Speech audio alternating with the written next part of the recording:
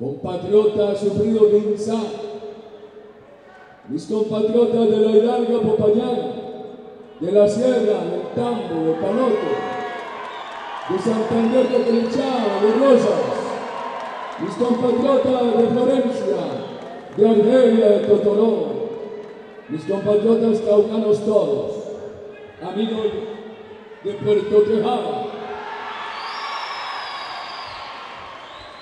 de Quindío, de Bolívar, de La Vega, de Villarrica, amigos de los medios de comunicación, cuánto me honra acudir a Popayán esta tarde, cuánto fortalece el espíritu encontrar que los carros bombas, la prepotencia de los fusiles no arrodillan el carácter de los caucanos, como la plata de la corrupción política sí silencia la voz de los congresistas. ¡Qué contraste! El pueblo caucano representando sus municipios con toda firmeza y el gobierno santo silenciando a los congresistas para que no se quejen de lo que pasa en las regiones. Quiero agradecer la compañía en este acto de todos ustedes, del doctor Ignacio Valencia, que prolonga la estirpe procera que tanto le ha servido a Colombia. Hijo de uno de los presidentes superiores de la patria, porque Valencia era el presidente de la paz a partir de la autoridad, el presidente de la transparencia, con su manera genuina de ser y de vivir. Cuánto me honra estar en unas listas al Congreso cuya Cámara en el Cauca encabeza Eduardo José González. Lo conocí trabajando con nosotros en el gobierno, de sol a sol, sirviendo en toda la patria con alegría, con entrega, sin ninguna reserva. Para él no había domingos ni festivos, ni horas de la noche ni temprana madrugada. Todas eran horas de trabajo por Colombia. Será Eduardo José una presencia refrescante en la Cámara, en el Parlamento. Cuánto me honra que en esa lista de Cámara esté Dolly Urbano. Su presencia, Dolly, nos recuerda a ese gran amigo que fue el doctor Felipe Fabián. ¿Cómo lo acompañó usted con tanta eficacia? O nuestro alcalde Hugo Fernández Bolaños, o el doctor Álvaro Grijalva, Álvaro Urbano, y que nos acompañe en la lista al Senado también el doctor Bernaza. ¿Cuánto entusiasmo siento que esta lista le pueda presentar a los colombianos los mejores exponentes de una nueva generación que quiere transformar la política, hacerla transparente, exigirle a la política que no puede haber una sola falta a la ética ni a la moral pública. Cuánto honra que esa generación esté representada en esta lista por Paloma Valencia Lacerda. Ella significa carácter, preparación, compromiso ético y democrático, visión de la patria, también todo el afincamiento y el enraizamiento en su región caucana. Mis compatriotas, esta lista del Congreso quiere hacer todo lo contrario a lo que ha ocurrido.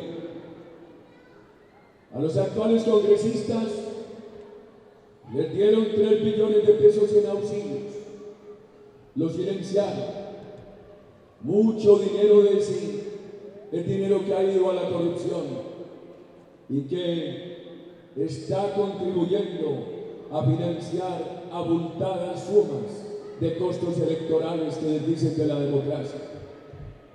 Vengo de Nariño.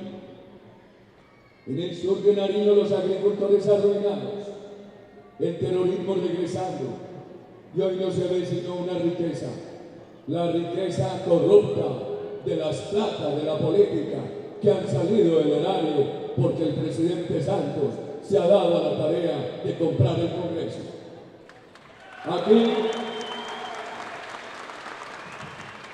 hay un compromiso no para buscar auxilios parlamentarios, sino para reducir el Congreso.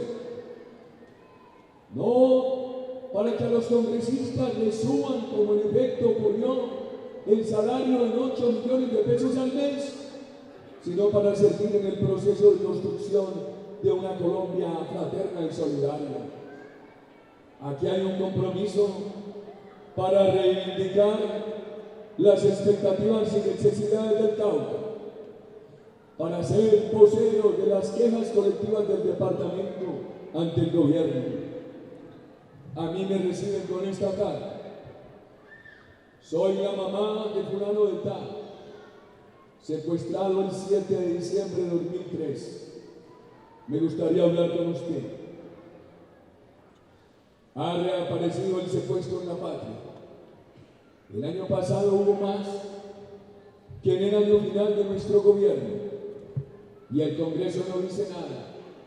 Simplemente le hace coro al mutismo del presidente Santos, cuya práctica principal es negar los problemas del país, engañar a la nación y tratar de distraer a la opinión general. Los invito a que nos acompañen copiosamente a apoyar esta lista. Nuestro partido no es la U. La U se fue con la mermelada del gobierno Santos.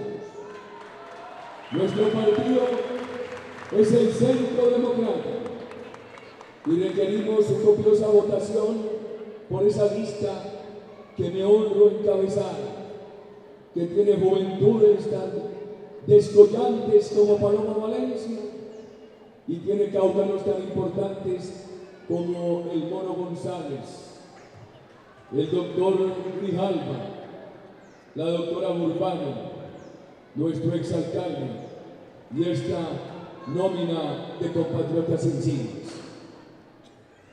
Óscar Iván Zuluaga, nuestro candidato a la presidencia, es un hombre firme. Lo podemos definir en una palabra: decencia. Una señora familiar mía me preguntaba en Medellín si Óscar Iván se tuerce. Y le dije: no tiene torcedera, es de acero del fino.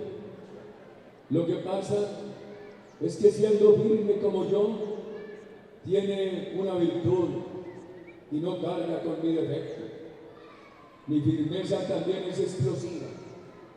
Muchas veces está guardada en guantes de hierro con púas. La firmeza de Óscar Iván es serena. Gran economista. Cuando cayó la economía de los Estados Unidos, se presentó esa crisis en la economía europea. Retrocedieron los gigantes de América del Sur como México, Brasil y Chile. Colombia salió adelante. Óscar Iván era el ministro de Hacienda.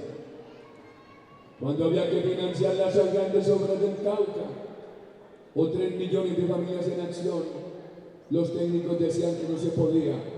Y Óscar Iván siempre como ministro encontraba los recursos, porque tiene corazón comprometido con cada región de la patria, porque tiene corazón social.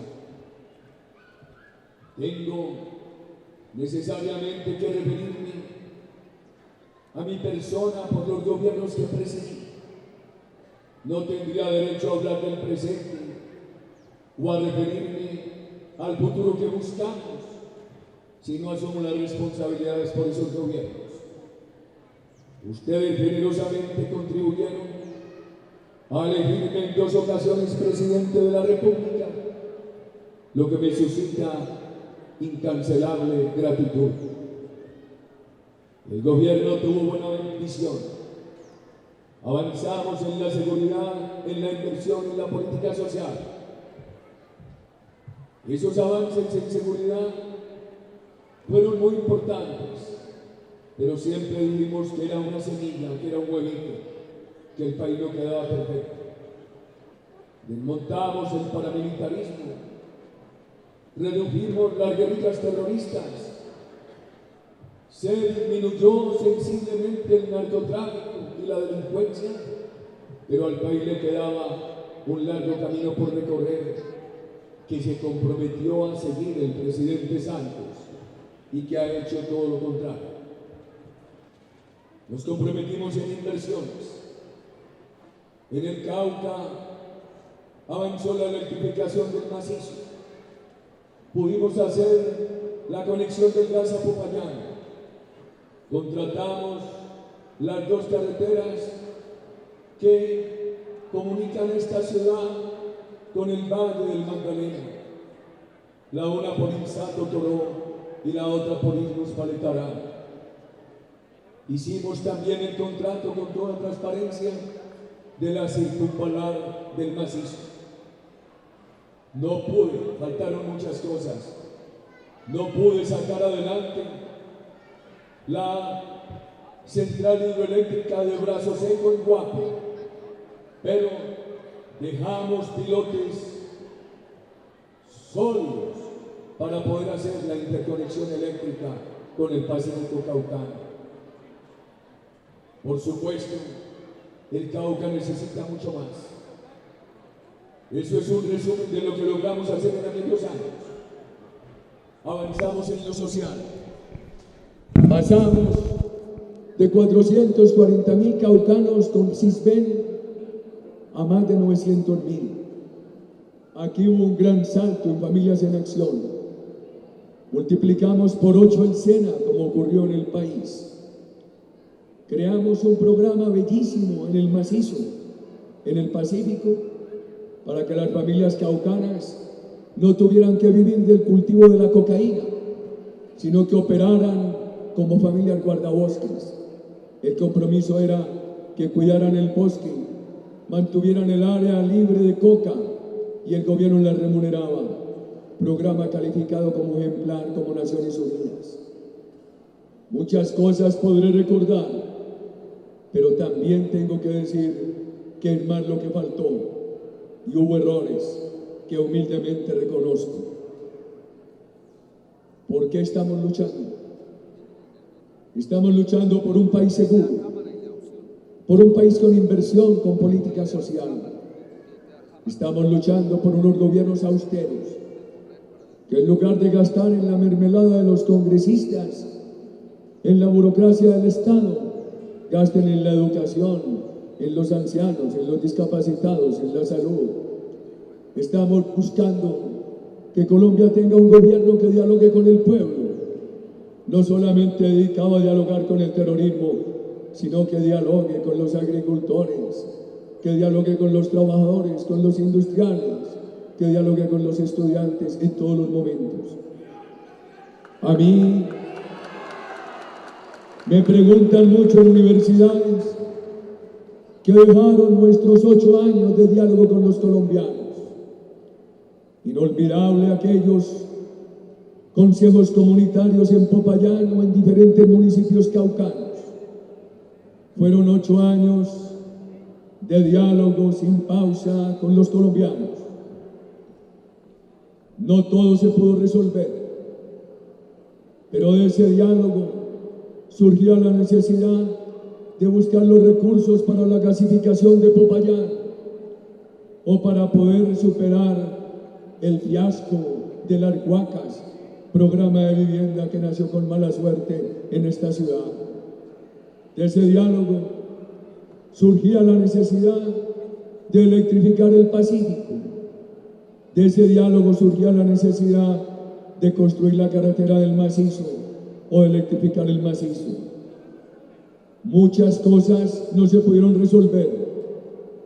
Fue imposible atender todas las peticiones, pero fue un diálogo sincero que construyó confianza.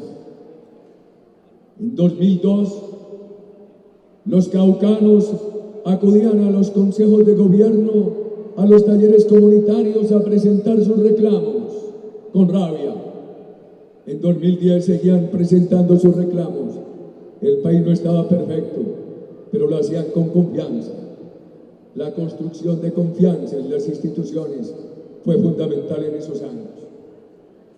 Estamos preocupados por la seguridad. El año pasado hubo más secuestros que en 2010.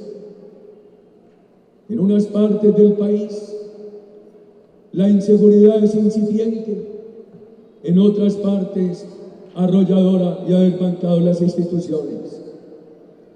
La FARC, grupo terrorista, de nuevo se ha apoderado del Caquetá.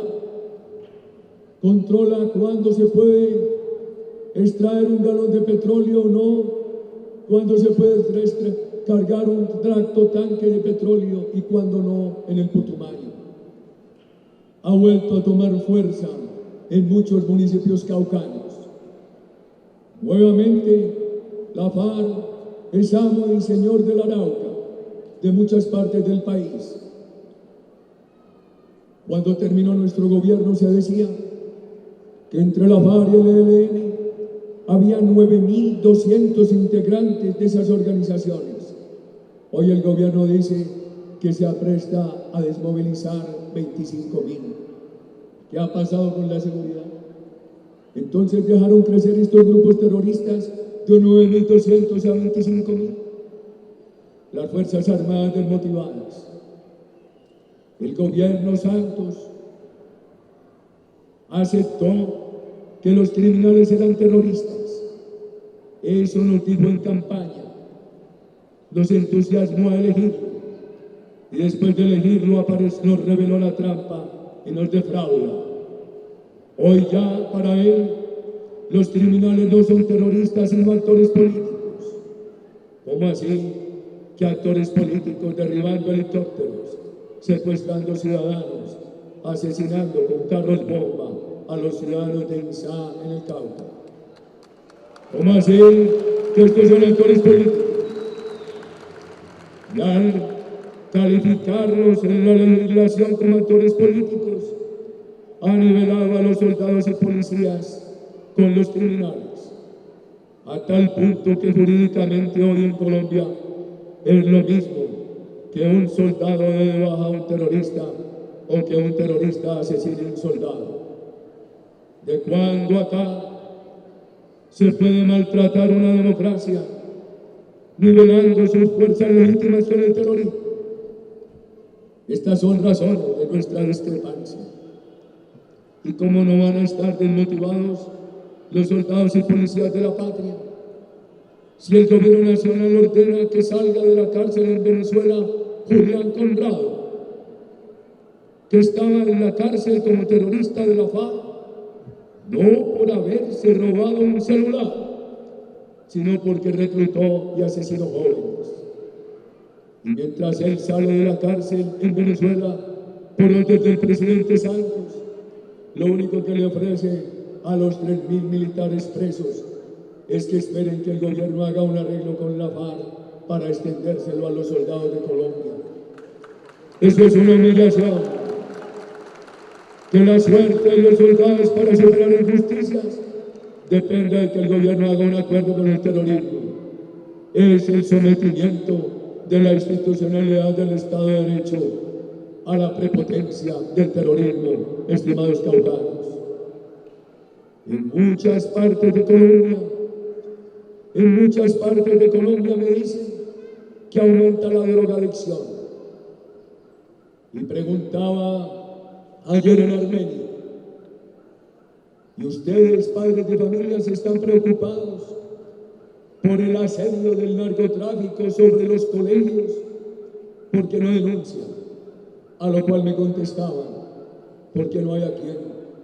La policía está desorientada. Un día el gobierno, para salvar la apariencia, da la orden de cancelar las casas de vicio, las ollas de narcotráfico, y al otro día el presidente anuncia la legalización de la droga.